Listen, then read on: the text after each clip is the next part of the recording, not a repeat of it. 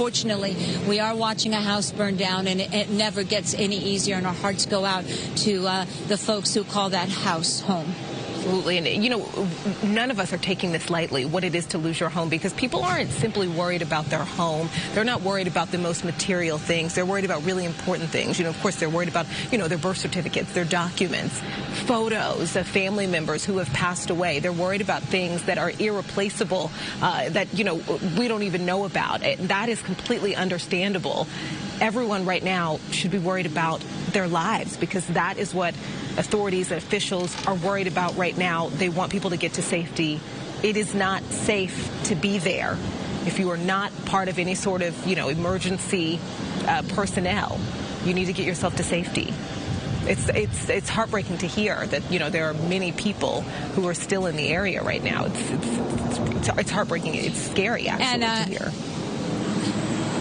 And Brooke and Bob, it's worth mentioning, and you mentioned it earlier, there are several people that are missing, reported missing, and we broke the news earlier this morning that homicide detectives and the medical examiner are now at two different locations where possible human remains have been found again. We're talking about rubble in Topanga. We're talking about another area in Altadena, and investigators are there. Obviously, it will be the medical examiner who determines if those are indeed human remains. We've already seen a resident of Malibu lose their life.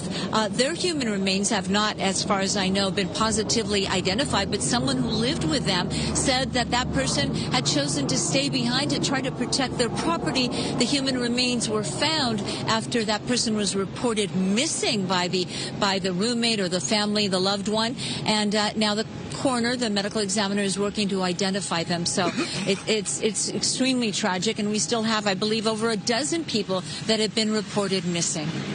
13 is what Sheriff Luna had said, that 13 people had been reported missing, and he believes that at some point that number is going to climb.